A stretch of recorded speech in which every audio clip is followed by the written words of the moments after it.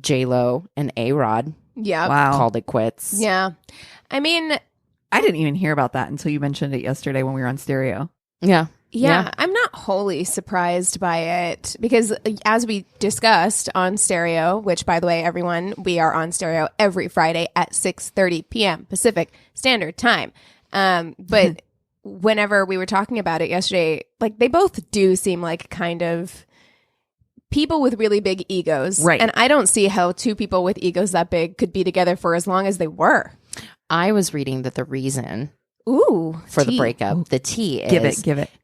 that A-Rod can't stop texting chicks. Oh, he doesn't physically cheat, Okay. but he's one of those guys that likes to like get his ego stroked by sexting with a bunch of... Well, I think that's either Kate Hudson or Cameron Diaz, one of the two. They broke up because he cheated. Like, I think he's like he's one of those. He's kind of like a serial cheater. Yeah. Ugh. Wow.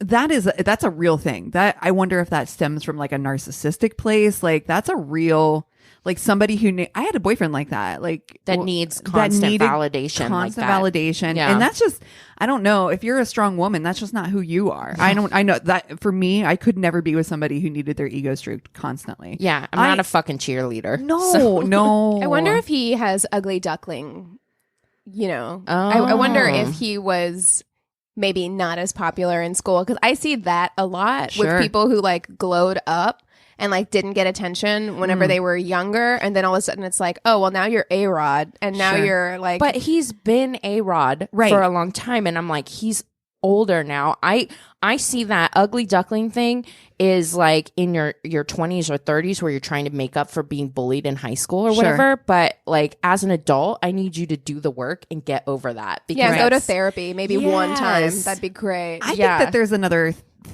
possibility at play here too, because if you're like you said, he's been A-Rod for a long time. Anybody that's an athlete like that, even in high school, you're fucking balling. I think that there's something that happens when you get that like early fame or that early stroke that you're like, I can't not have it.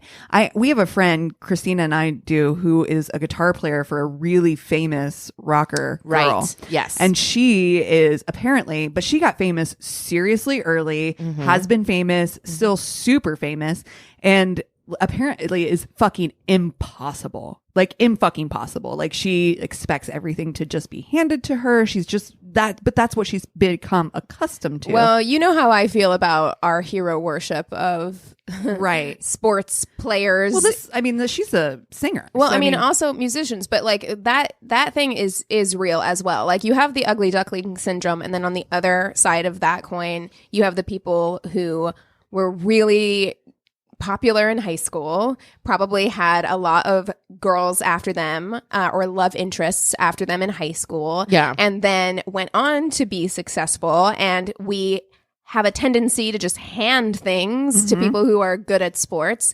And so you have that expectation, you have that entitlement, and you're used to always being sought after. And so if that slows down at all, I'm sure you're always seeking it, so. But I'm sorry, honey, you are with J-Lo. Yeah, well, it doesn't matter who you're with. Motherfucking lottery. But that is a great point, Christina, or Keegan.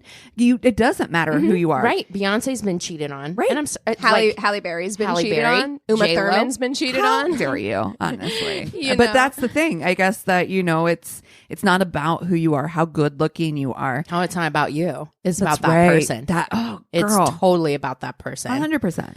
Yeah. Yeah. No, having, I'm no saint either. I've been on both sides of that. I've been the angel and the devil.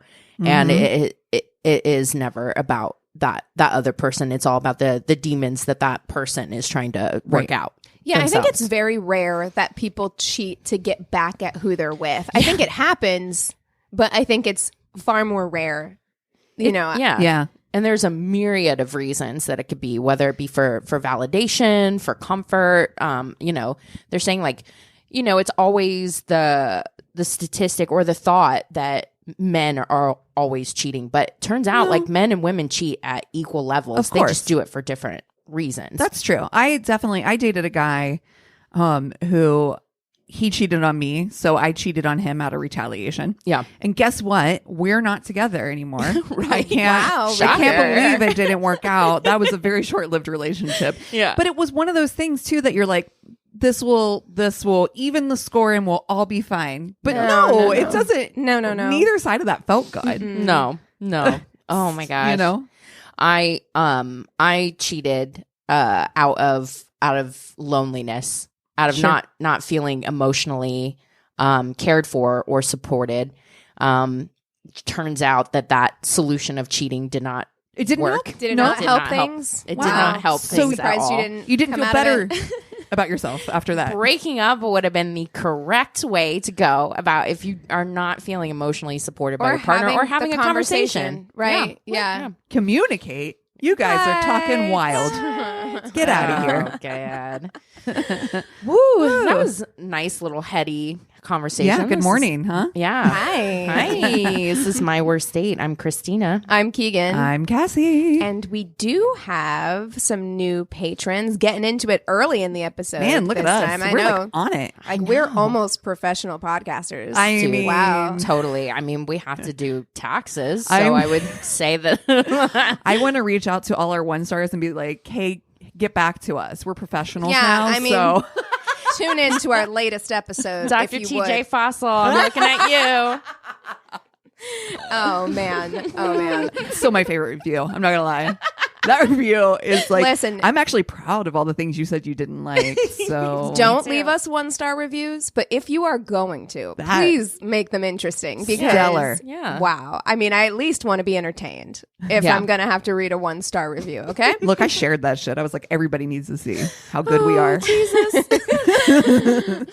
And you know, that really is saying something because it's true. Whenever you put yourself out there on the internet, especially, you can get a million like positive reviews and people saying nice things. Yep. And the second someone says something negative, it lives and just marinates in your brain forever. And this did not for me. I texted it to you guys and I was just like, this is actually kind of hilarious. Right. Like, I'm not even mad or upset or like thinking like, oh, I want them to like me, which is saying a lot. That is for my saying a lot. personality, Yeah. you know? So I legitimately was like, this is Army Hammer. It's Because it was directly hilarious. after the Army Hammer episode. I'm like, listen, Army.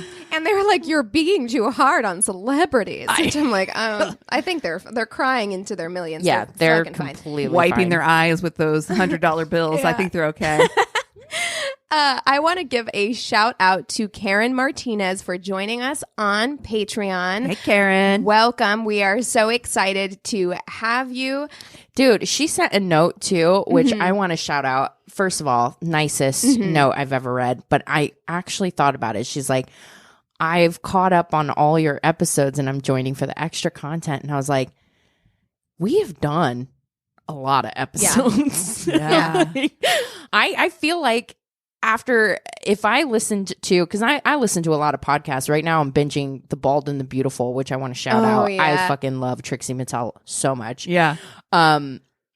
But yeah, you like feel like you get to know the people. Yeah. Like even after like 20 episodes or so, you're like, Well, and the thing is, you know, it's those parasocial relationships, which are a little strange. But the truth of the matter is, you do know us. Like listeners, it's like you do know us. Like we were just talking about, and let us know if this is something that you want to see either on Patreon or elsewhere. We were talking about doing a truth or drink video where we either, you know, you can write in your questions for us and we either have to answer the question or take a shot. Let us know if that's something that you all want to see because we would love to do it for you now that we're back to, you know, recording in person.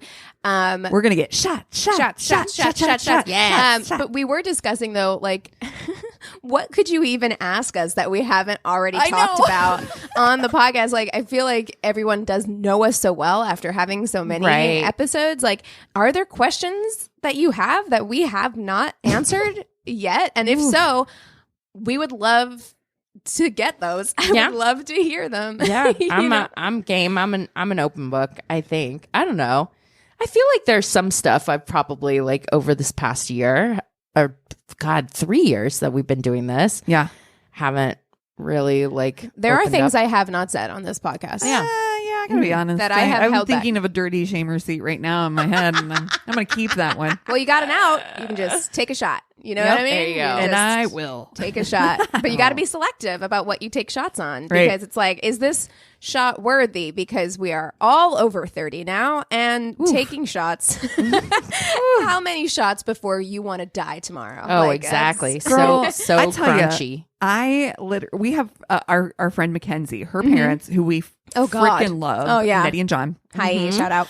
Listen, when they come to town, but like pre-COVID, you want to talk about shots? I'm like, honey, I am 42. I can't be taking shots like that. And but I'm they're like, in like their late 50s. I know. Yeah. How? Do you regain this? Do you get like a new set of skills the key is to never stop. Like I think that is the key, is you got to keep it up, because like if you let it go at all, because I have drank consistently through the pandemic. Like, oh God, quarantine's been terrible. It's been terrible. Yeah. I took short breaks, but for the most part, I've been drinking very consistently. However, what I haven't been doing, except for in the very beginning of the pandemic, is taking shots. So if we went back to like drinking hard like that, like I don't know. Yeah. Listen, like my baby brother came over for Eric's birthday on Wednesday, and we decided it would be a good idea to make a drinking game out of Dr. Mario. Oh, things devolved very quickly after that. Oh no. Oh dear. Oh no. Drinking games. That's for the youngs. Exactly. Now, and none of us are young. So yeah, it was only in my name. Only in my name. Oh my gosh. Oh jeez, man. My gosh. Well, who should we fuck, marry, kill this week? God, I don't know. I feel like I have been so out of the loop as far as like, I wish there was a third royal brother that we could fuck, marry, kill, but I have a weird idea. It will give away my tainted love story once again. Okay. But we've had a very eat the rich on our mind for a while. Mm-hmm. And it puts me in the mind of something that I think is very outdated, which is things like Gucci, Louboutin, Christian Louboutin, things like that, big high-end designers. Mm-hmm. What do you think about doing like high-end designers? Like you're going to talk about.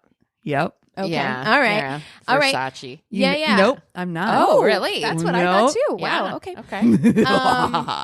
Exciting. I can tell you then. Okay. I can do this. I can do this with the disclaimer of, I don't think I've ever owned anything that was like a high-end designer. Like, I don't think I've ever owned I've had anything. like Valentino Sunnies, things like that. Tom Ford. Oh, I love Tom Ford. The only Tom Ford I've ever had was gifted to me by our friend who works for Tom Ford. Sure. That's the only Tom Ford I've ever had. I mean, I've had high-end like makeup, but I've never had like high-end brands. Have I looked at, did I watch, Real Housewives, see all those women with Christian Louboutins and be like, I'm going to just see. Did I Google it? Yes, I did. Did I find some shoes that I thought were gorgeous? Yes, I did. Oh, totally. Will I pay $1,000 for a pair of shoes? No. Yeah, I have to say that like out of this group, like I am the least like fashion. I have said on this podcast before that I hope I'm alive in the future when we all have to wear the same uniform. I hate that so much. I'm all for it. I mean, I grew up, when going to a school that made us wear uniforms, and I absolutely loved it. I love. Oh God, you're such a Steve Jobs. You're like, I just want a black turtleneck every day. Exactly. I love not thinking about clothes. Clothes stress me out. Trying to like pick out what to wear. I've never felt like I have. This is what you have us for. Clothes. Me too. Personally, like I am that person that if I could go, and you can help me with this, if I could go like simple black, white, gray, like you want a capsule wardrobe. Yes. And I can help you with that for sure. Super just tailored. Yep. Yeah. I can help you with this. They're also really good. What was her name? It's Bethany something on YouTube. And she like has a fashion channel, and she has like a whole not episodes, videos. She has whole videos talking about like how to create like the pieces that you need to create. Like these are the basics that you can like mix and match, and like you don't need a billion items. Right. You know, minimalize. But see, it sucks because I like that tailored shapelessness or whatever, but I don't have a body where those kind of items look good on.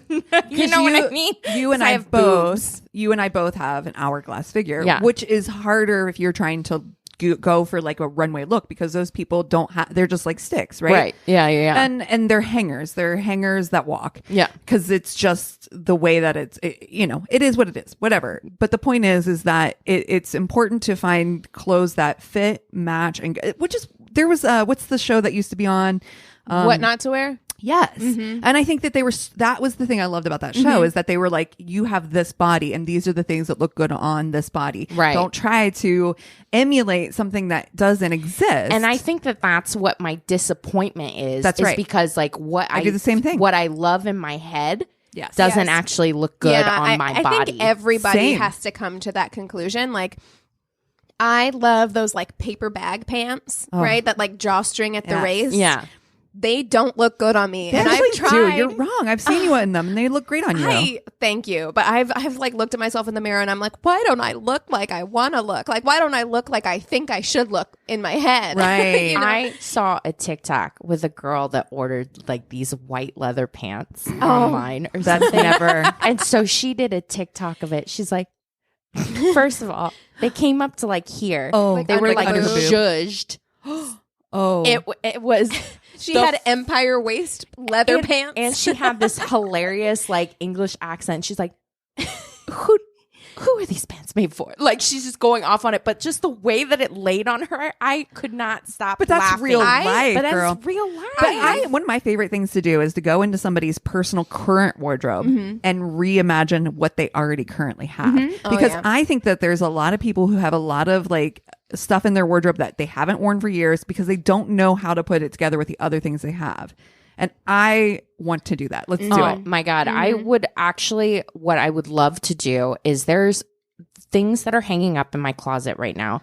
I can tell you, I have not pulled anything from it in forever. It doesn't fit. It doesn't look good. And yet I'm still full out. Like I need a complete wardrobe makeover. Wait, party's at your house tonight. We're coming over and we are wardrobe cleansing. I have to say, I have been in such a spring. I have been in such a spring cleaning mood. This morning, I was like going through my makeup and I was like, "This is dried out. Throw it away. This I don't need. I haven't worn this in a long time." You know, like so. I'm definitely there. Have you guys seen the TikTok videos of women trying on those viral workout pants that are supposed to make your butt look really good? Like Lizzo wore them. Oh no! And they're like, I don't know what they're like cinched between the butt. They're cheeks. cinched between the butt cheeks. Yeah, they've got butt cheek cinching, you know, and then also they kind of look like they're made from the same material as those like bubble shirts. Yes. I totally know what you're talking about. And it has been so fun to watch because they're like, my butt looks fucking amazing, and like TikTok, everybody's like, oh, it looks great, and then you watch other people like try them on with like different body types, and I was like, oh, that's what they actually look like. They're not miracle pants that are gonna like make your ass. But like, do I want to buy them and find out? Like, kind of, kind of do. I'm not ready to disappoint myself in that way yet. This year's been hard enough. I don't need that extra level of disappointment. So for Fuck, Marry, Kill, what do you guys think? I am going to go and shock you guys. Okay. Because come in. I am actually going to pick. I think I want to pick Betsy Johnson. Oh no, that's a shock and all. That's great because like love Betsy Johnson. I am a white, gray, black person, and in my that's head, the opposite, and it is the polar opposite. Where like there have been times in my life where I'm like, why am I not like tattooed, sleeved, like all of that, Betsy Johnson, like living my life loud, because I tend to be like so closed off, conservative, quiet, that kind of thing, which is shocking, I know, for this podcast or whatever. But yeah, in my head, sometimes I wish I was more of a Betsy Johnson. Oh God, I fucking love Betsy Johnson. She covers everything in rhinestones and glitter, and I'm just like, it's the gamut, God, right? I love it. This is fun, you know.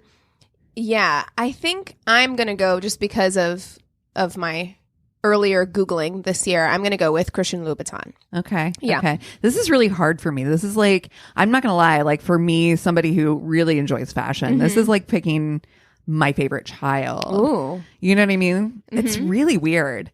I have a lot of favorites. I think I'm going to go with Tom Ford though. That keeps sticking out in my head. I love his aesthetic. I love what he does. Accessories across the board, like all of it. Okay.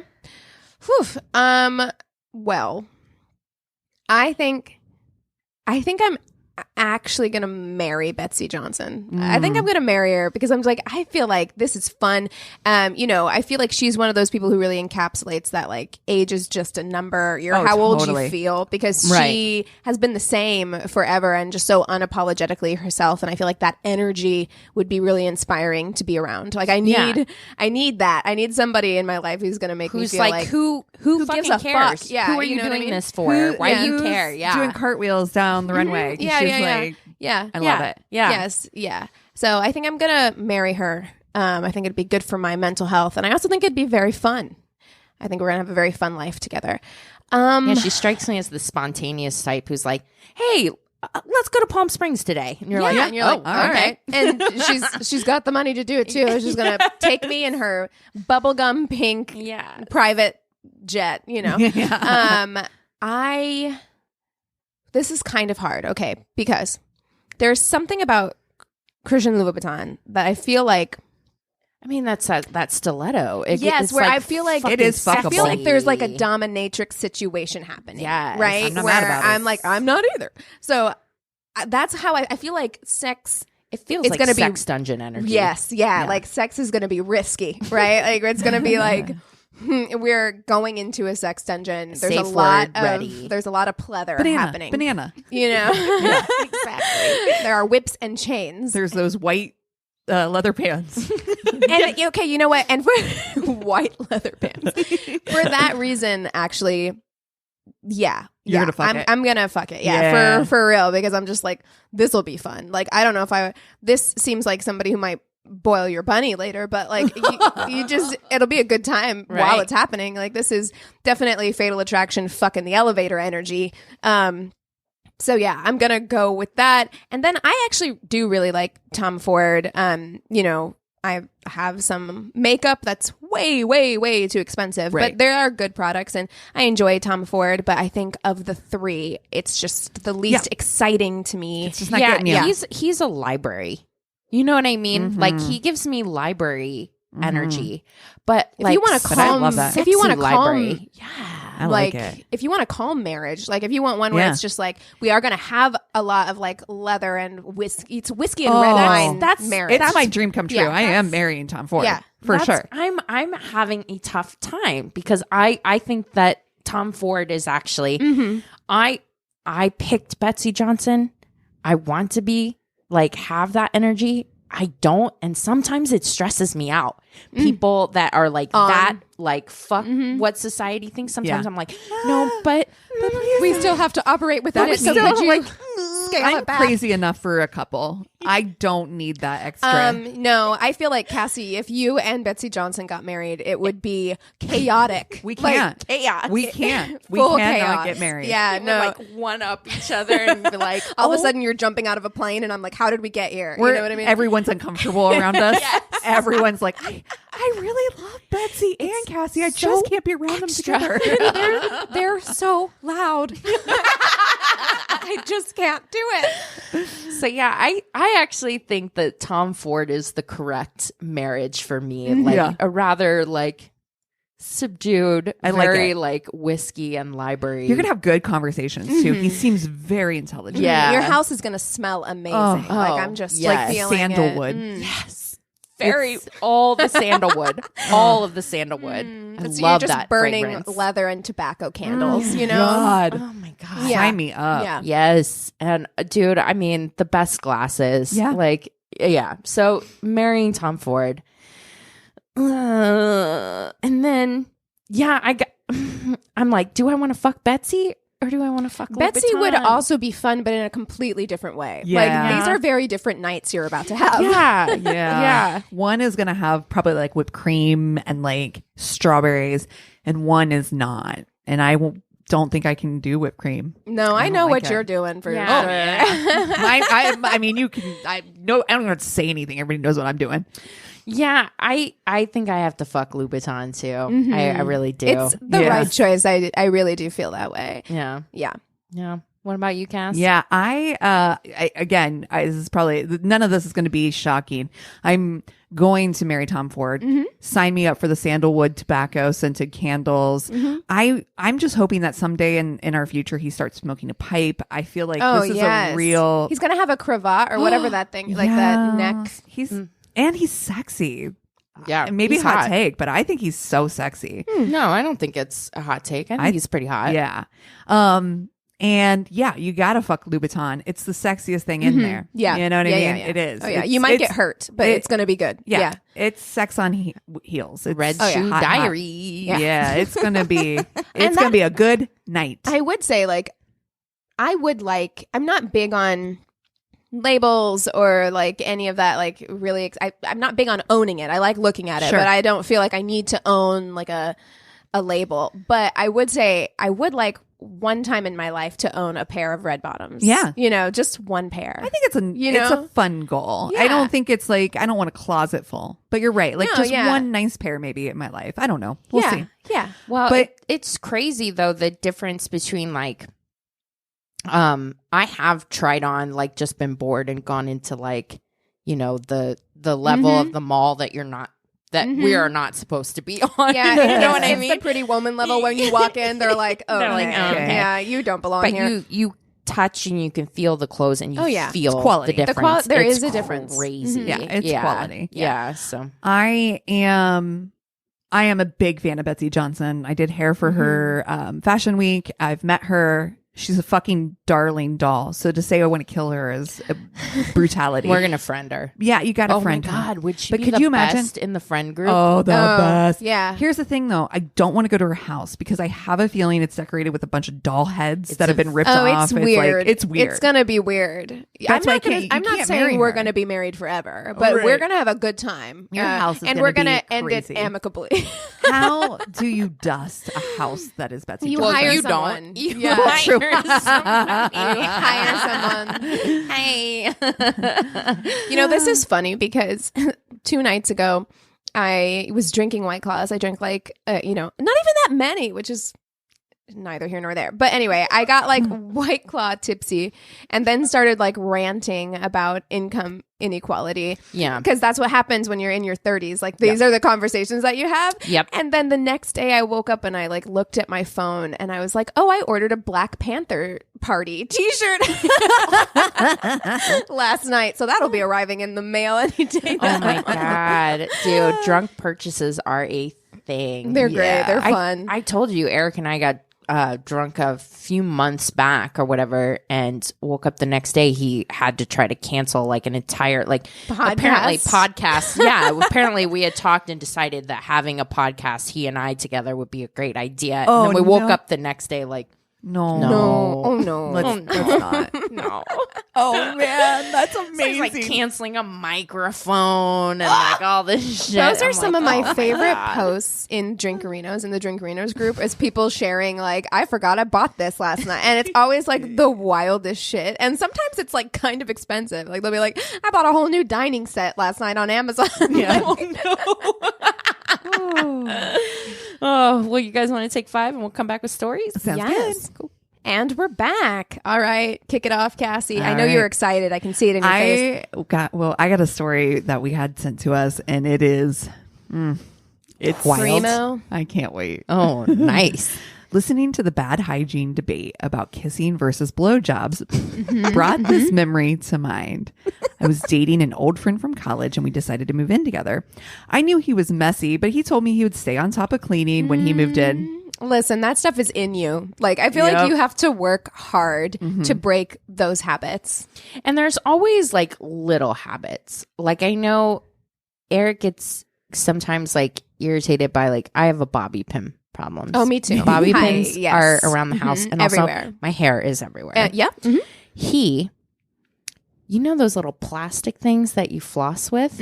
Oh yeah. He'll leave those out, and it makes me Why? I don't like that. a little crazy because I'm Chris like, your is- tooth detritus is on our everywhere. end table right now. Chris Your gum crumbs. does that. Gum crumbs.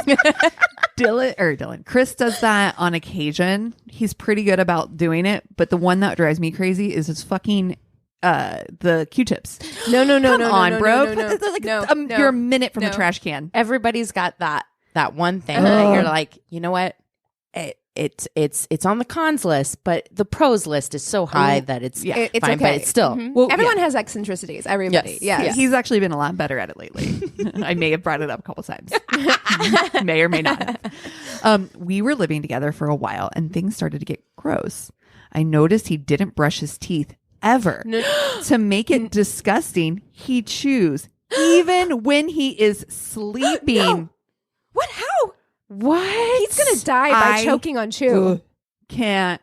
Dude, I Gross. think that is like you can overlook like a lot of things, No, but for not you, that. Cassie, No. that has got to be the worst habit for someone to have with you. You're getting hot right now. I am. I actually am feeling a little ill. No, look. I feel like when we had the kissing versus blowjob conversation, even kissing, like if somebody's mouth is like gutter mouth like that, like I can't do it. Like, do what you do. Sewer mouth. Do what I don't you know what do. you're fucking talking about. Yeah, That's- have whatever oh. habits you have, but I'm gonna need you to brush your teeth before you stick your tongue in my mouth. Oh my We god. can't talk about that anymore. Oh, I know. I ignored it for a while just to be nice, but it eventually grossed me out so much I couldn't even kiss him.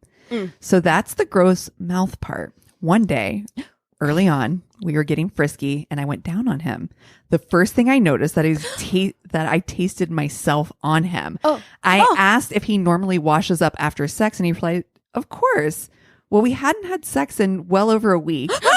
He lied about his after sex cleanup and also hadn't showered in this time between. No. Dude, I had a roommate in my 20s. It was a dude who wouldn't wash his feet, which I know was another conversation that we had on the Facebook group. Honey, the bottoms of his foot, I'm like, shaking. dude was like a hobbit or something. They were black completely. He's also the one that left the half-eaten block of Colby cheese under the couch. I can't. That was the last time we had sex and the start of a quick breakup. So even the dick/mouth you think you can, can't be tasty AF. I have to like a week with no shower. of sweating, a week of having sex, like and not showering, like the bacteria. Dude, I mean, I wash to be clean, certainly, but I am a shower every day person, especially during the quarantine, because it is the only place that I'm happy. Oh, yeah. Warm water running over me, please. Literally. And I'm like, it's the one place where I'm like, where the tears blend in. I feel very grateful. I'm like, dude, a hot shower is a luxury. Yes. I hashtag blessed. Like, Why? There is no better feeling. And you guys know I like camping. Like, I love going camping. I think it's fun, like being outdoors. But that and, first and all real that stuff. shower. Oh, but when you get home and you step into the Yes. shower after like being in the wilderness for like 2 days. Oh my God. It is the best feeling of all time. I cannot imagine just why would you decide not to shower for a week? People in the Middle Ages died for you to have this fucking luxury of bathing every day. Like, don't disrespect your ancestors That's like that. right. True. Oh Lord. Oh, like, God. jeez, I'm sorry, chewing at night. no. Come on, How? when you're sleeping, you have How? chewing. How? I would have. First of all, I don't know how you could have ever dated somebody who did. That is a habit that I can't.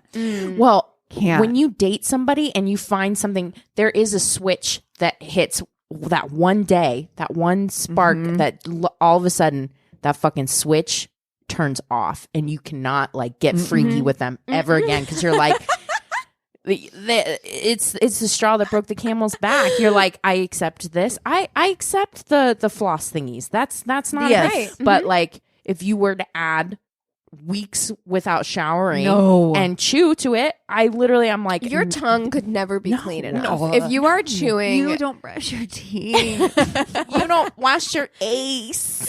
You don't clean your dick after sex. Yeah. gross. This is the most disgusting human ever in existence. I can't. You have to look. Oh God, dude. I feel like I should have put a trigger warning in front of that. I know. I feel ill. Absolutely. Yeah. No. Oh my God. Literally. Like your life is like at this level, but dude, wherever you are, I promise you, if you showered every day, you'd be like, holy shit. My mood is improved. Everything. Cleanliness is happiness. People don't inch away from me in the line at the grocery store. Oh, I know. You look, when you're living in it, I imagine you're just like, it's not that bad. But other people, you have to smell. There is just no way you don't. Yeah. When my deodorant fails, just one day. Dude, or when you're a little less than fresh down there for whatever reason, God, I smell immediately. Oh my God. Nose blindness is... if you work out and then you go take a shower and you've been sweating in that region for a period of time, a week of that? No. A week? Oh my God. No. Absolutely not. I'm appalled and upset. My God, and she put her fucking mouth on it. How long do you boil your mouth after that? Literally, I would take the teapot. You gotta get a new peroxide. mouth. You gotta get a new mouth. Swish. After that, you gotta throw your old mouth away. Oh, terrible. Okay. That's hilarious. Okay. Back in the summer of 2012, I had been single and not even kissed another person for 4 years since I had broken up with my college girlfriend. 4 years to not kiss somebody is a very long time. Yeah. Very long time. I was living in Worcester, Massachusetts. Don't come for me. I know that people in that area. Worcestershire? Yeah, it's spelled like Worcester, but that's Worcester, but it's not that. It's Worcester, whatever. Massachusetts for grad school, and had been on and off OkCupid trying to meet someone. As luck would have it, I met a nice girl who I connected with in messages, and we went back and forth for about a week before she suggested we go get a drink in Providence, about an hour away. I wasn't doing anything particularly interesting by myself that night, so I hopped in the car and drove down the highway to meet her at a hookah bar. Walking in, she was a lot different than her photos suggested, but as luck would have it, I'm super into her body type, so it really didn't matter. And we had stimulating conversation about old, bad movies. It was getting late, and I had to work in the morning, but she suggested we go back to her place in Warwick, another 20 minutes away, and watch a movie, and I agreed. I didn't realize at the time that we weren't actually going to be watching the movie. Oh, yeah, sweet honey. Oh, darling. He hadn't kissed somebody for 4 years. So he was like, a movie sounds good, I want to see a movie. Yeah. I follow her back to her place and we get to her apartment, which has a parking lot, but it's for residents only. So she takes me to the guest parking lot a quarter of a mile away, why is the guest parking lot so far away? Shit. Yeah, that's terrible. I park and we head upstairs. I put on the movie, The House on Haunted Hill with Vincent Price, and we start to watch. In the middle of the film, we start making out, and before I know it, we are naked in her bed, and I'm on top of her. Yeah. Sounds right. This actually sounds like a good date so far. I don't know what's happening. But so far, so good. She stops me and says, we aren't having sex tonight. We can do everything but that, and I'm a squirter. Just throwing that in. All right. Not trying to have a mess tonight. Disclosing immediately. So I start to finger her, and she's telling the God's honest truth about squirting all over my hand. Oh, damn. Hey. Finally, she pushes me off of her and tells me it's my turn. In my mind, it is the culmination of 4 years without another person other than my doctor touching my junk. So I am excited beyond compare. So she touched it and he came. He squirted. He's like, I'm a squirter too. She goes down and starts to give me a hand job. A very dry hand job. Ooh. There is not a drop of lubrication anywhere. No KY, no Astroglide, no spit, not even a courtesy lick. It is like she is trying to start a fire with my dick skin. Or rip it off at the base. Dude, it's the same with us, though. Have you ever been dry and somebody goes in to like finger you? It's like... we've had a very upsetting story about it. Yes. Yeah. There's a lot of friction. Start a fire. That is the most understandable statement so far. Yes. You can just picture that imagery for sure. It is so painful that what must have been 5 minutes of tugging felt like 5 hours. Worst still was that she was into ball play and took my testicles in her hand and crushed them like the claw in a skilled crane at the arcade. And poor baby, he's like, you know what I mean? Like dude, use your words though. Exact. That's what I was gonna say. He's like 4 years without it. He's like out of practice. Probably. Yeah. He's like, is this what it felt like before? I can't remember. Yeah. Oh. I saw my life flash before my eyes that night. And knew I would have to get out before I was neutered. I muttered something about getting a work emergency call and put on my clothes as quickly as I can for someone who was very bruised. I walk the agonizing quarter mile back to my car before I realize I haven't washed my hands, still sticky with squirt. And have no hand sanitizer to use before I touch my wheel. What I do have, however, is a bottle of bourbon, which I had gotten from the liquor store that afternoon. And alcohol is cleansing. So I pour out a shot on my hand. And for my homies, aka my now dead testicles, and get into my car. The GPS must have been in on the joke that was my life that night, because instead of choosing highway roads for the fastest route back to Worcester from Rhode Island, it sent me on back country routes all the way to Massachusetts. It's 2 a.m. and I have to work at 8. And the roads are pitch black and with very sharp corners, which I wince at whenever I go around them. At one point, I make a wrong turn and back into a road sign, which my car still has scars from. Oh my God, what a night. I finally make it to the highway at 3 a.m. and I just gun the engine and speed home on an empty interstate until I am pulled over by highway patrol. Of course. And his smelling of like bourbon. Yes. This is the point I freak out because of two things. I smell like booze, and with the way my balls feel, there's no way I'd be able to walk straight.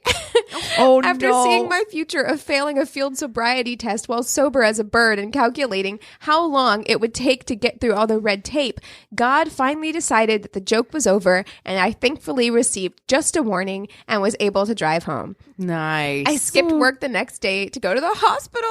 Oh my God. Other than some bruising, there was no serious damage. Dude. Wow. But it was so bad that he thought, like, I have to go to the hospital. Holy shit. Those are some really bad hand job skills. Oh, ow. Like, How? How have you gotten this far in life?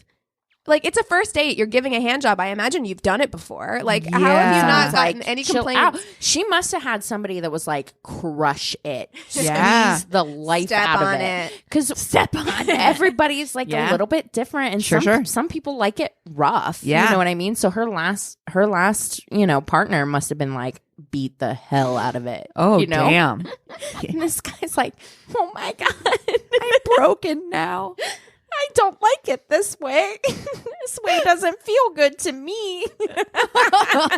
That's why we got to use our words. Got to use your words. Normalize communicating during sex. If something doesn't feel good, don't just deal with it. Yeah. Yeah. That's not fun for anybody, honestly, because that's not fun for the person doing it either. Yeah, no, they want to make you feel She good. doesn't want to rip your dick off, okay? Well, who knows? Or maybe, I don't know. Okay, so I got this one from Reddit. It might be a creepypasta, but it's so fucking wild that it's worth it to me.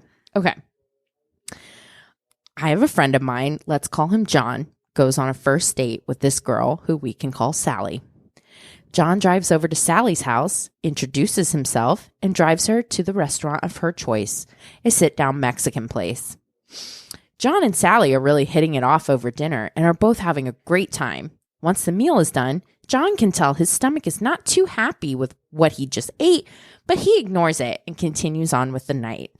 Not wanting to end the night there, John asks Sally what she would like to do, and she suggests they go to the carnival that was in town. Okay. Doesn't feel like there's toilets available very easily at a carnival. I feel like we've been here before.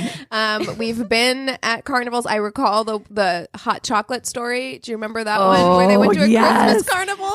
But they had 8 cups of milk chocolate. Heavy cream That the hot guy chocolate. that shit in the beach. Yes. He left tracks in the sand. It was just shit tracks. Oh my God. Oh, great. Okay. They both hop back in John's car and head off to the carnival a few minutes away. As they are driving, John's stomach starts to get more upset. Of course it does. It's all in his head. He continues on his wonderful conversation with Sally. As they get out of the car, though, John gets hit with the 5-minute warning. When you have 5 minutes or less to get to a toilet. Everyone knows that feeling. Things are going to get messy fast. John panicked because he didn't want to run to the bathroom or porta potty for what could be a while and have his date wait on him. If he did that, she would definitely know he was taking a dump, and he didn't think that would be romantic. But you know what's less romantic is shit in your pants. The alternative is worse. My guy. Some people think you're you can muscle through it, because I've been in situations where I'm like, I don't want to poop right now. I'm busy, or I know I'm going to be home later. And you can muscle it out, and then But everyone knows that feeling when it's oh no, this is not that feeling. If you're on the 5-minute warning, there is you need to. You're too far gone now. Yes. Almost lost in thought over what to do in this predicament, Sally snaps John back to the date by asking if they could ride some rides together. Oh, honey. Oh, no. You're going to be stuck at the top of the Ferris wheel, huh? Oh, God. Oh, no. Oh, no. Without thinking, he agrees, and they head off to buy the tickets. As they finish buying those tickets, John can't see any bathroom nearby. But Sally turns to John and tells them they should ride this really exciting ride they were next to. This particular ride is shaped like a Ferris wheel, but each cage straps 2 people completely in. No. And the individual cages flip the zipper. The zipper was my favorite ride as a kid. That's what this is. They're cages that flip. It's going to be a cage of shit. Oh, no. No, Christina. No. Why? Why would you do this? Dread has set in. There's no turning back at this point, and the Carnival Ride worker locks them into their seats. From the moment the door locked shut, John knew he was screwed. I need out. Why? I need out. I need out. I need out. He felt it start to come No, out. no. No, it's already started. The ride starts spinning around, and the flipping started as John felt the diarrhea slowly ooze out of the bottom of his khaki shorts. The diarrhea then started to fling all over the cage and splattered all over Sally and John.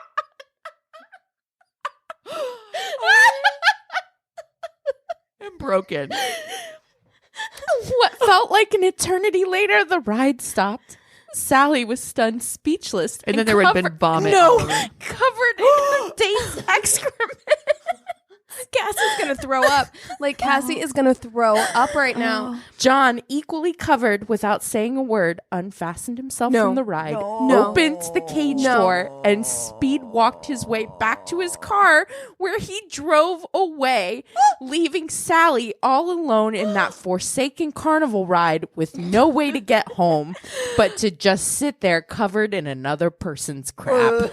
And also, Sally, sweet baby angel, I'm so sorry for you. But also, that some 16-year-old that is making $6.25 an hour is having to go into that. They had to shut the ride down. Now the ride is done. The ride is shut down while they clean it. Get a hose. Oh my God. Oh, anytime I ever get on a carnival ride, I'm never going to not think about that, because you could never clean it well enough. No. For me to ever sit in it. Is it in my mouth? It was probably in Sally's mouth. It was probably in her mouth. Come on. She's screaming, having a good time. Oh. She's like, what's that? Ah! Oh my God. Oh my God. Smells like shit in here. Oh my God. Oh, can't believe he just left her there. Yeah. He's just like, you know what? And then he moved. He must have changed his name. Changed his name. A whole 9 Learned yards. a whole new language, changed countries. He's like, I'm out.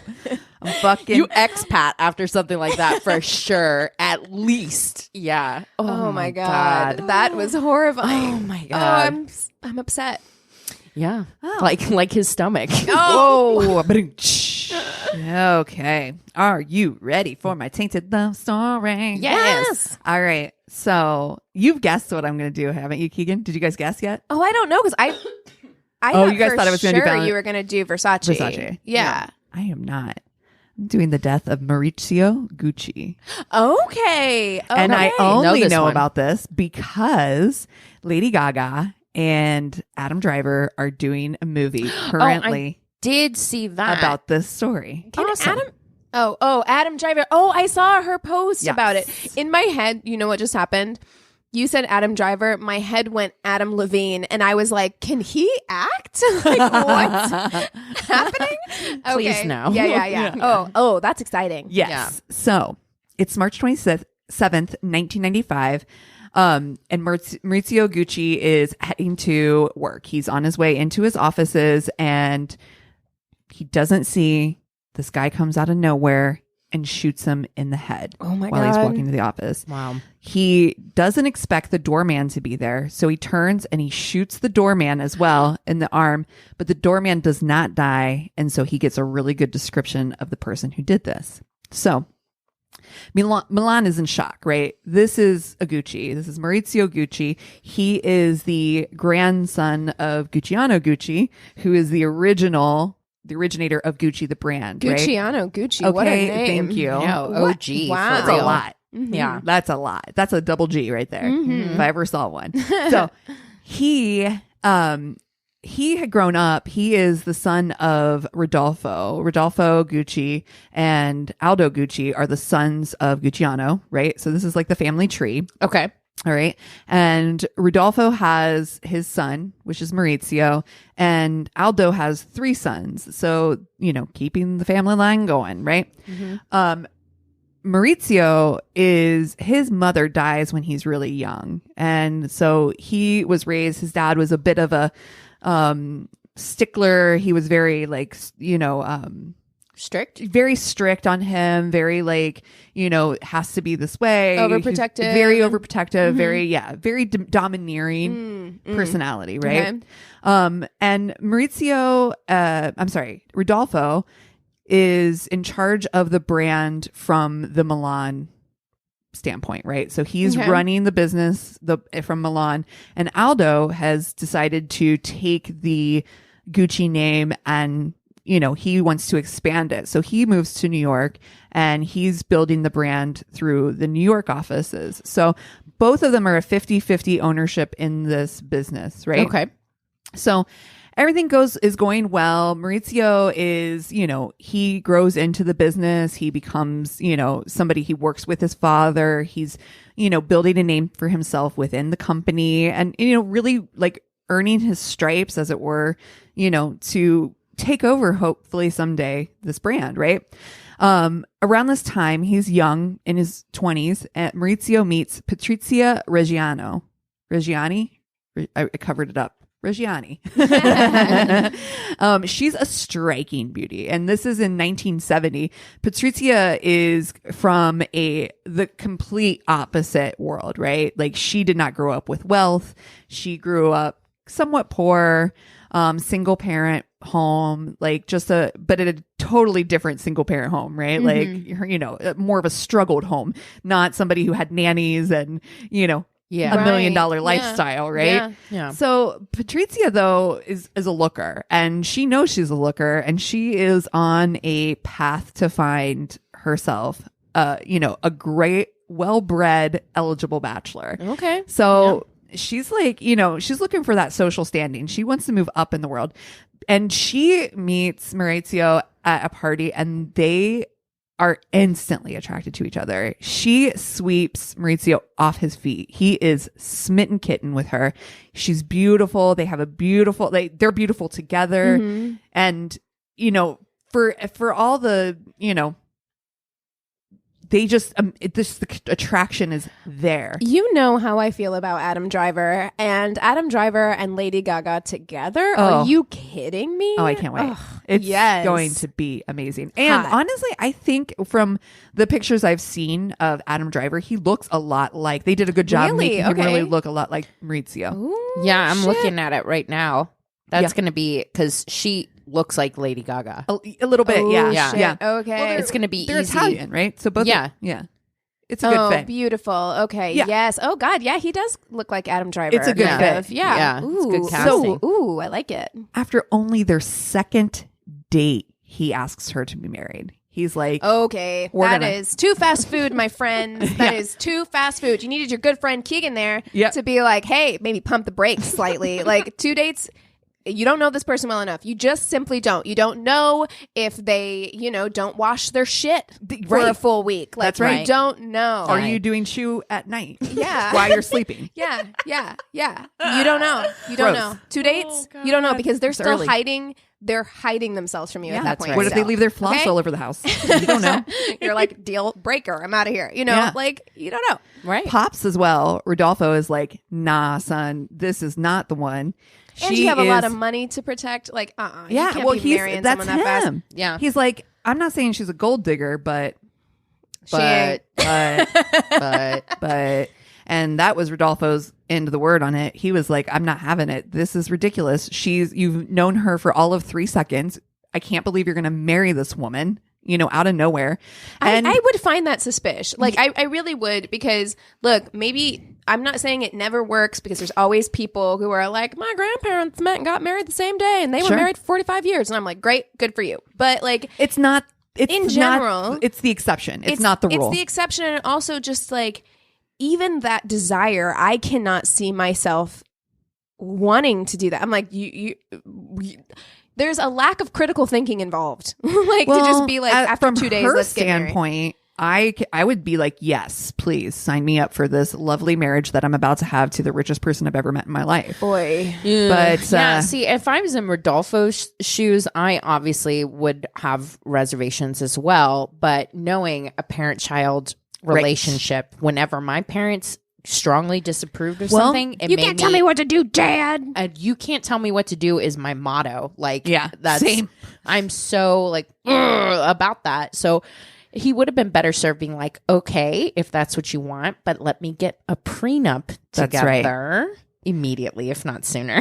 An ironclad prenup. Yeah, Rodolfo was not having it. But you're absolutely right. This is the way. I mean, he's been domineering dad his entire life. He's in his young 20s. He is like, finally, like, you know what? This is the time he's gonna put his foot down. Yeah. This is it. I'm in love. You can't tell me what to do anymore. This is why, like, my mom used to always say, like, you always have to like pick your battles, because if you are domineering about like every single little thing, then the child is not going to be able to distinguish between what's important and what's not important. Right. So it's just like, if you are kind of permissive about the things that don't matter, like dyeing your hair or like, things like that, then they will know if you're like, hey, actually, no, on this thing. Like they know it's a big deal. They know it's a big deal. Not great for you. Yeah. He's just like, well, I'm going to do what I want, and I'm happy with Patrizia. This is the life I've chosen. Well, they both seem like they're very stubborn people, and Rodolfo is like, fine, but you're not in my world, not in my house, not in my house, right? And so they become estranged. Like, they do not. But his uncle Aldo comes to his rescue, because his uncle Aldo is absolutely loves Maurizio. He's like, come to New York. You'll have a place within the business from the New York side, and I will take you under my wing. I'm going to mentor you, and I'm going to make sure that you can. Sibling dynamics. Love it. So he does. He moves to New York. He goes to help, his uncle Aldo. His uncle becomes almost like a surrogate father to him, because he's, doesn't have his father really at all in his life anymore. New York in the 70s. Rich. Cocaine everywhere. Sequins. You name it. Aldo sees something, like I said, in Maurizio that he doesn't see in his own sons. And this is, like he's looking at him like, you're the possible leader of Gucci and our Gucci fortune. And his sons are just like, excuse me. Right. This tale has everything. I know, I'm riveted.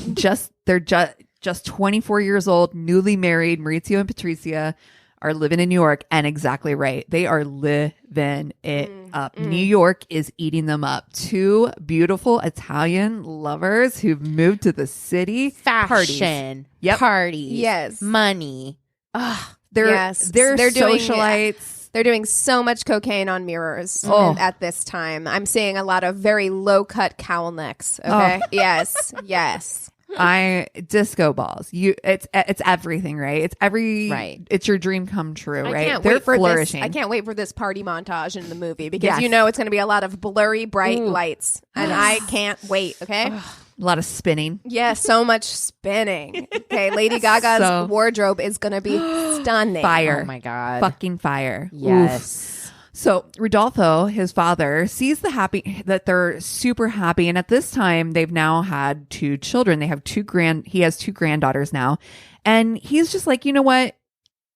It's time. We've dug our heels in on this. There's no reason. You're clearly in love. You have 2 children now. This is obviously not just a fling. He comes to New York and he's like, I want to mend fences. He's like, this is my son. I want you back in my life. I've made a mistake.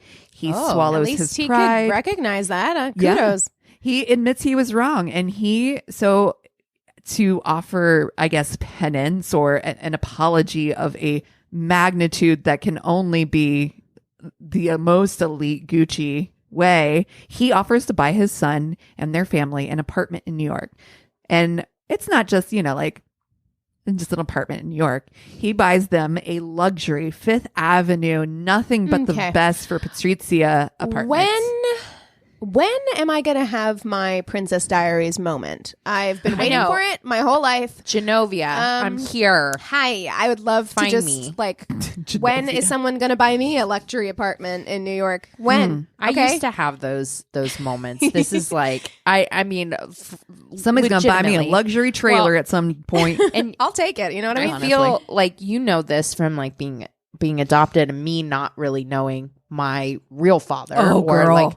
I always thought my real father was like, whenever I was pissed off, my real father was going to come and he was going to be rich and successful. And my real mom's Madonna. She had sex with Robin Williams. It was a thing. They kept it under wraps. They knew the world couldn't handle it. I mean, the number of times that I've dreamt that my mom was Madonna. Yeah, it's a lot. It's too many. It's too many, and it cannot be possible. I don't think. But this is like, we're talking power couple. Patrizia runs the household. She has success on the brain, right? She's no pushover. Like she is a powerhouse. She has thoughts. She has ideas. And she works. She's been, Maurizio's like real right hand through this whole entire journey. Yes, she manages the household. She manages the funds. This is a dream power couple, right? Like they are. Right. I mean, so far, so good. Yeah. I know this story is going to take a turn. I mean, we know it takes a turn. Yeah. But it's a tainted love. But like so far, I'm like, you know what? She had an opportunity. She's making the most of it. Yeah. And they seem to like each other, like exactly. Who am I to judge? Yeah. And Aldo's sons, of course, as you predicted, are not happy. So there's a lot of like tension between the family. And they're kind of feeling left out, but they don't really. I think Aldo kind of was correct. They don't have the gumption to be the managers of this business. Now, maybe it's because they weren't mentored by their father. Oh my God. Like are they? Maurizio was. Is this Succession? I don't know. I haven't seen it. Oh my God. Succession's so good. It's like a whole bunch of people that want opportunity but don't work for it. And they just really want daddy's attention. Yeah. Like whatever it takes to get daddy's attention. Well, Paolo, one of his sons, does try to get daddy's attention. He tries to strike out on his own, and he starts his own Paolo Gucci brand, which does not go over well. I've never heard of it. So neither I. And the family is like, nah, you can't be using our name like that, sir. I have to say, I know it would hurt that your daddy doesn't love you as much as he loves your cousin. I understand that, you need therapy, right? Like, I get it. Yeah. But as someone who has never had a lot of money, I'm like, maybe chill. Yeah. Like you have You so got much money that like you don't have so many to work. opportunities. If this isn't like your bag, if like obviously like your dad is like, yeah, this is just not for you. He's got the skill for it, but you don't. Like, find your something bliss. else, and you can. You have. Yeah. Do you know how many people would love to have that freedom to just be Yes. like, oh, I have all be an of artist, this. dude. Yeah, you can do that. could be you an can be an artist. artist. Like, you can do whatever you want. You can be like, oh, you know what? I'm not good at designing clothes, but I'm good at this other thing, and I have the Right. money to be able to pursue that. Like, Yeah. dude, literally. Well, and so this starts the divide within the family, right? Because everything's starting to kind of come to a head because Rodolfo does end up dying in 1983. And Maurizio inherits his father's 50% of the company. And he returns with his family back to Milan. So he is now half, he was, Aldo was his mentor. Now he's his equal. Oh, yeah, and he's primed for a takeover here. Oh, shit. All right. He is. No longer the mentee. He has been set the task. His father was like, you need to turn this company around. And it was his father's dying wishes that he would take full control of the company. One of the things that had been happening for years is that Gucci had kind of been selling off its name to licensees to make products with the Gucci label on it, right? Oh my God, they trumped it. But they've been selling off their name for years, right? So, I mean, Gucci had built this name for itself. One of the most powerful commodity you have is the name, your brand, your right? name. And your Yeah. brand. And so you can be like, yes, make a phone cover with Gucci on it. That sounds great. You know what I mean? You can use my name for these things. But then you oversaturate it. That's right. And you're devaluing your brand Correct. at that and point. devaluing was the issue that Maurizio was seeing. He's like, we don't stand for luxury anymore. If everybody can own it, it's not luxury. Right. You want it to be Correct. exclusive. That's right. Yeah. And that was specifically his goal. Aldo's goal was to make the brand billions of dollars. And that's what he did by selling the name. That was where the money was coming from, was from licensees and from, they made the money. So there is money to be made in exclusivity and a luxury market. However, it isn't the kind of money that you can make by licensing out your name, right? So, but Maurizio puts his foot down. He's like, this is it. We are no longer going to be this watered down version of the Gucci name. We are going to stand for what we always stood for, which is premium luxury goods, premium luxury leather goods. This is who we are. This is what our name should stand for, right? Yeah. So this is his goal. And the future of the Gucci brand and name, really, it's he feels like it's on him to, make sure that this company moves forward in the way that he sees. Right. They're living the luxury life that this licensing has created for them, right? They have yachts, homes, cars. I mean, you're talking riches on riches, right? And with these riches come rich problems because both are incredibly superstitious. Both Maurizio and Patrizia are very, very superstitious. This is a rich people problem. I was about to say, I'm like, this sounds like some issues got that time. I don't have time to fucking have these problems, okay? Yeah. You got time on your If you don't have hands. to worry about like paying your bills, That's right. I mean, it's the human condition. You're going to find something to worry about. And so like superstition and stuff like that. I mean, I guess. All right. Well, that's where they land. They get regular advice from a psychic who becomes a close confidant and counselor. Her name is Pina. This can't go wrong. Pina, like there was a story on the thing that I watched, which was People Investigates. I love People But it's Investigates. Crimes of Fashion was the name of it. It's brilliant. Yeah. So they were saying that one of the guys was talking about he was like Pina apparently was like, don't have this person fly on a plane to Hong Kong because the plane's going to crash. I mean, like stuff like that, like interrupting business stuff. Where But did the plane crash though? I don't know. tea. I Okay? don't know. They didn't say. Probably not. But they did not go on that plane. The investigators though, so they're like at this place, right? Investors, sorry, not investigators. Investor is coming in to help Maurizio. Maurizio is like, I need to have someone come in and help me because I can't do it all by myself, and I also want to take over the Gucci name and business. So he works with this investor to start to buy up shares of the company. Yeah. So the investor goes to Aldo's sons, and one by one, they start selling off to this investor. This makes me uncomfy. Not realizing that Maurizio is behind it and working with the investor. Oh. So it all is very like, oh, I'm going to fuck Maurizio over by selling my share of the company to this random investor. Not realizing it. That's right. Yeah. They're not fucking Maurizio over. They're fucking themselves over, and they're helping Maurizio. And it all comes to a boil. I hate this. Like, I hate this. Like, I understand it's like, this is business or whatever, but I'm just like, the way my personality is set up, I could not handle the kind of like underhanded, like shady, my anxiety is peaking. Because at the end of the day, this is still family. And these are interactions. And eventually, and you can say it's just business as much as you want, but like these are people that you have relationships with, that you're going to continue to have interactions with. Like, I hate it. Yeah, it ain't great. Yeah. So he is, this is like the family is heartbroken. The family is split now. Aldo is now being pushed out. Everybody. So basically he got his wish. He got his company.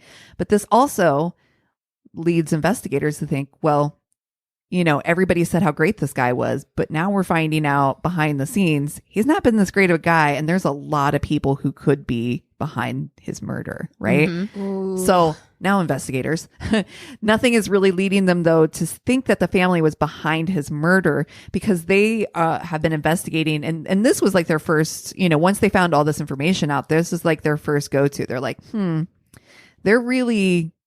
There could be something here. He's been pissing people off left and right. Right. So, hey, the town of Milan loves him. He's an icon here, and he has many friends, but he also has quite a few enemies, and most of them are family. But there's nothing, again, they can't find anything that would lead enemies them. with money, too, which is like... That's right. Yeah. Well, and, at the end of the day, he's still with Patrizia. They're a power couple at this point. Once his, right hand is no longer getting a voice, because this is the other thing that's happening as the power folds into his hands, he's not really looking to Patrizia as right hand anymore. He's like, I got this. I got this all by myself. This is all in my hands. So now it's not only is he pushing all of his family away, he's starting to now push his wife away. One day, Maurizio packs his bags for a short business trip to Florence.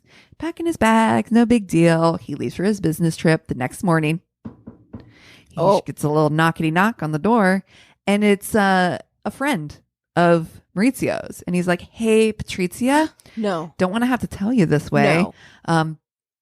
But Maurizio is gone, and he's not coming back. This motherfucker right here. Oh, you son of a bitch. Has his motherfucking friend. Can you imagine? Keegan. Anthony packs his bags to go on a business trip. Chris comes over. Hey, Keegan. The rage? The audacity. Could you imagine? My face is hot. I would be. Look, man, and I wouldn't want to take it out on the friend, but like that would make me want to throw hands for real. Like I would just be like, are you fucking kidding me? And yeah, if you are that motherfucker's friend, why'd you agree to do this for him? Because that's like fucking How much dirty money did you get made? Oh my God. Could you imagine? Wow. Your husband's on a business trip. What a coward. Like, why? Could like, you? Just... If you want to end your marriage, have a fucking conversation like an adult. Like, what the hell? Yeah. Well, this is the thing, too. The company is failing.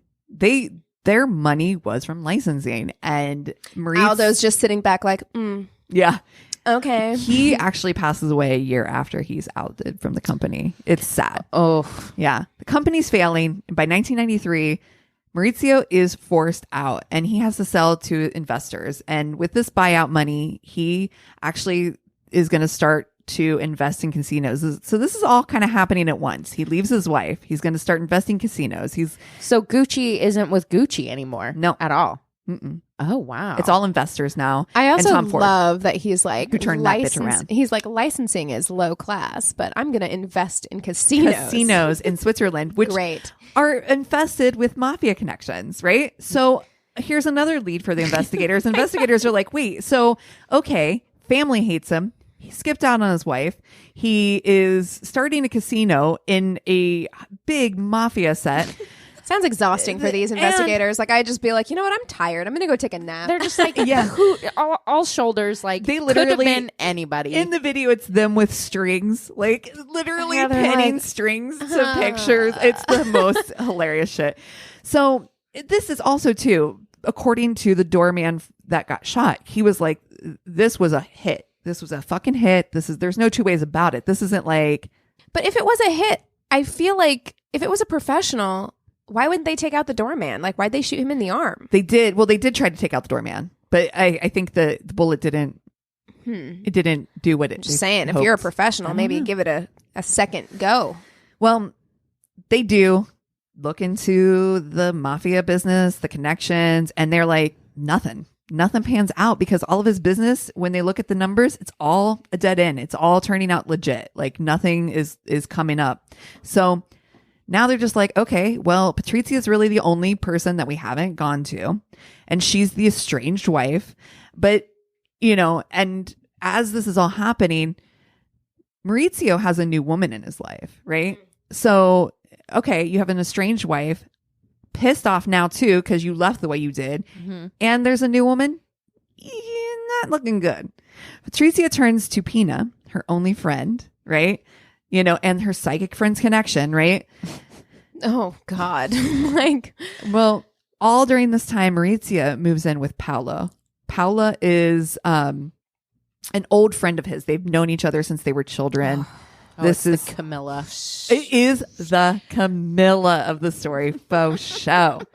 And meanwhile, I'm just seeing the wife just rage. Just spinning. Rage. It's battles and battles and battles. Yeah. And they are, they're going through a divorce. She's been estranged by him. They finally get a divorce. She ends up in the divorce getting $850,000 a year for alimony, $6,000 a month in child support, and millions in assets. So she gets like the furs and the cars and all this stuff. But she's still a woman scorned, right? She's still like, are you fucking kidding me? This motherfucker, I built a life with you. I helped you. I was your backbone for years. The thing is, to me, a poor, I can say that like $800,000 a year, like I can move on. Yeah, like, very easily. You can totally move on. However, I do understand that there are hurt feelings in that, like there are feelings of like, I helped you build this empire. You betrayed me. Like, and I helped you build this, and I am entitled to the business because like I helped you build the business. You know what I mean? Like, so I understand that. Me personally, it's a hard out, like deuces for $800,000 a year. Yeah. But like, Yeah, I would walk away happy. We wouldn't fight anymore. We'd be done. That's fine. Moving on. You're giving me $6,000 a month for the kids' upkeep. Like, we're fine. 16. Whoa. A month. Yeah. Jesus. Yeah. So no, we're fine. We'll be okay. We'll be okay. We'll be okay. Yeah. But Maurizio does move into this beautiful apartment with his new Paola. He's super happy. They're still bitter infighting though, because they do have kids, so they do connect. Of course. And on occasion. Well, and you ended it like a punk ass. Yeah. Well, the day after Maurizio's death, Patrizia goes over. She's like, I'm going to have you get the fuck out of this apartment. Whoa. She's like, Hi. she's like, this is mine's now. So Yeah, bye. Scoozy. Yeah. Scoozy. Yes. Word has been getting around though too. So this is like, okay, the odds are stacking up against Patrizia here.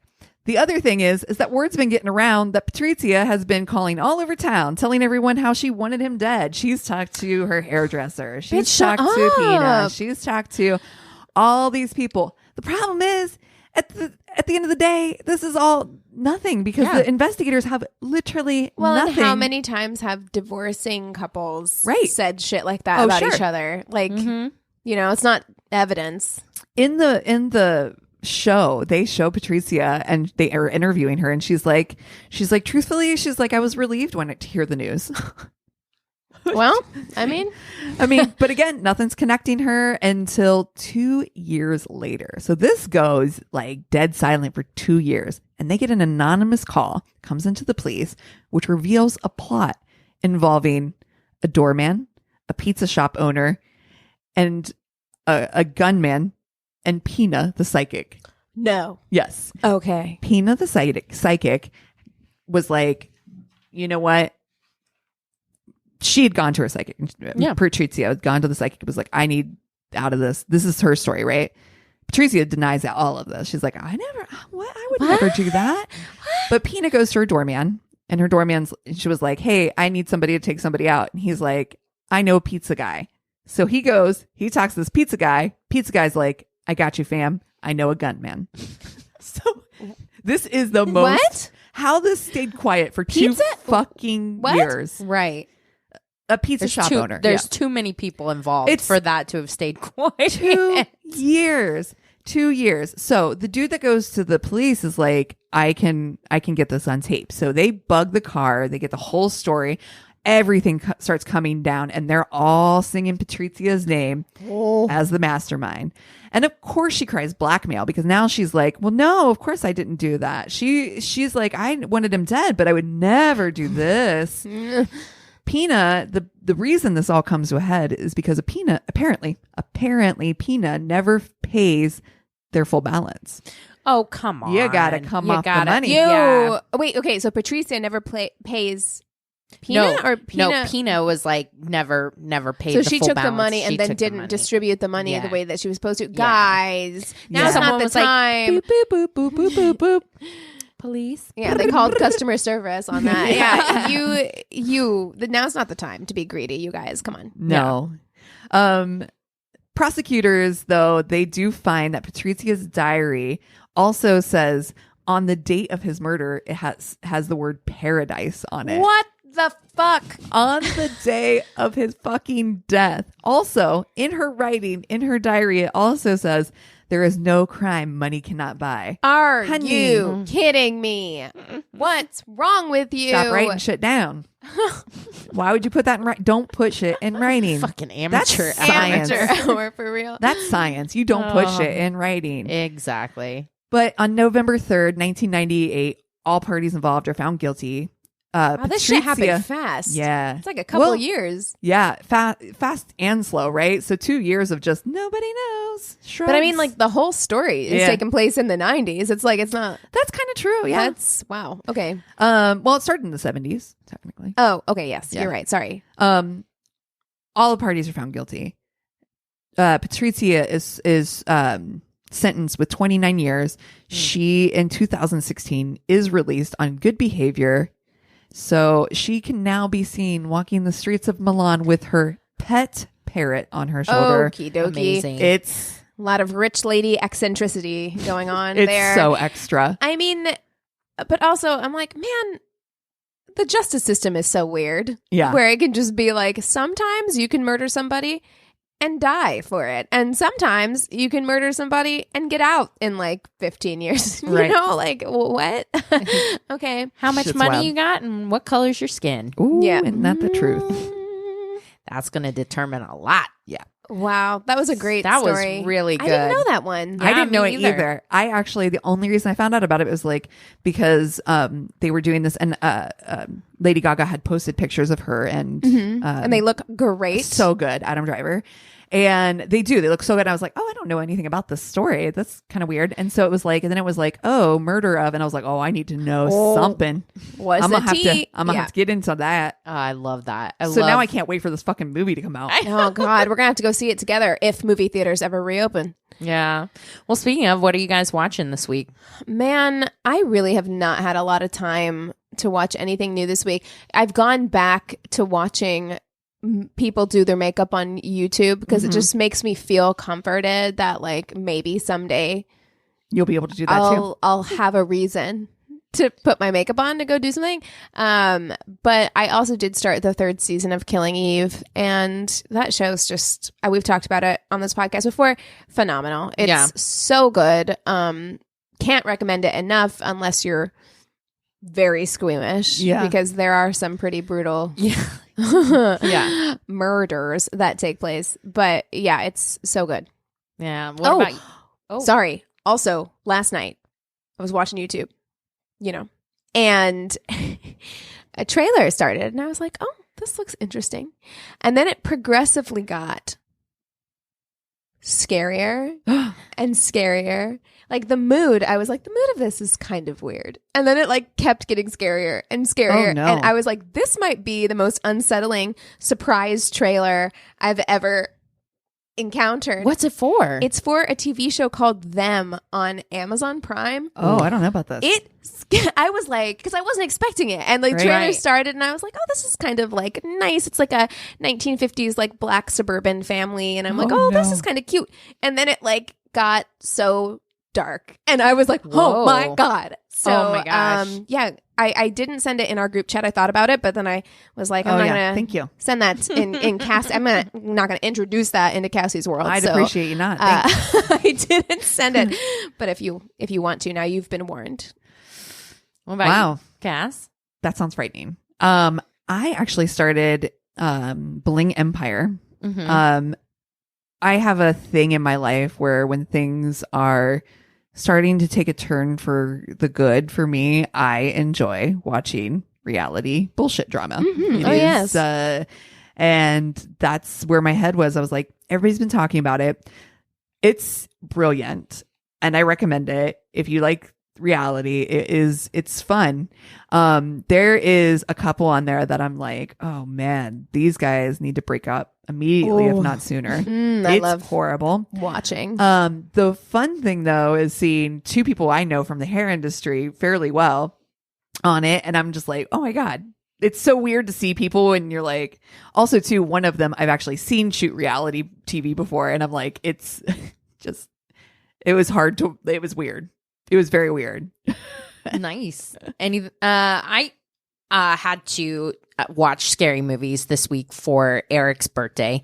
So he made me watch Dr. Sleep, which put me to sleep. That movie is long as fuck, so I slept through the middle of it. But also Midsommar, which I actually really love.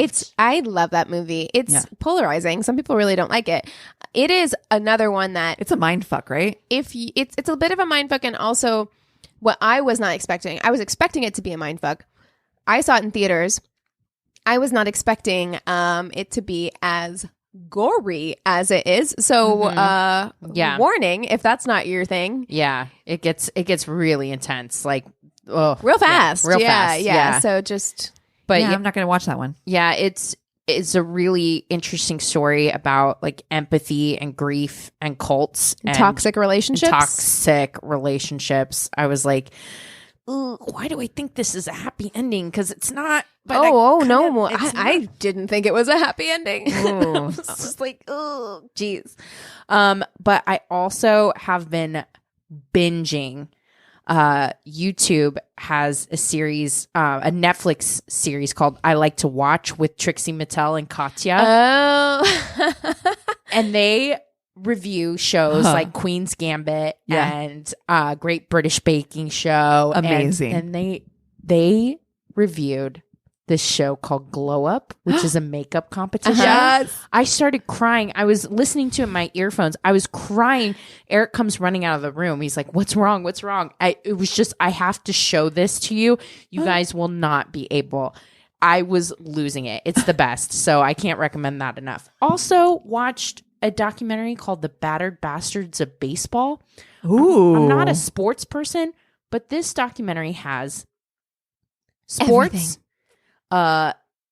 If you liked the movie Major League, it kind of seems like the true life story of Major League. And it has Kurt Russell in it. I watched it. It's so fucking good. It's so good. Tears. So good. Yeah. It is so fucking good. It's so good. It was a feel-good romp. Yes. I loved it. So it was really underdog story. Yes. I love that. Yeah. I like sports stories, but yeah, and I really don't, but that kind of underdog kind of thing. It was great. And I love Kurt Russell. Oh, the best, man. He's the best. Oh. Well, so if you have something that we should watch, or you have a story, or you just want to reach out, go to our one-stop shop of a website. It's myworstatepodcast.com. Also, every Friday night, 6:30 p.m. PST. Find us on stereo. You can download the app. It's completely free. Follow us. It's MWD_XINA, MWD_Keegan, and MWD_Cassie. And that's with an I, not an IE. Find us, follow us. We'd love to hear from you guys. And we'll see you next time. Cheers.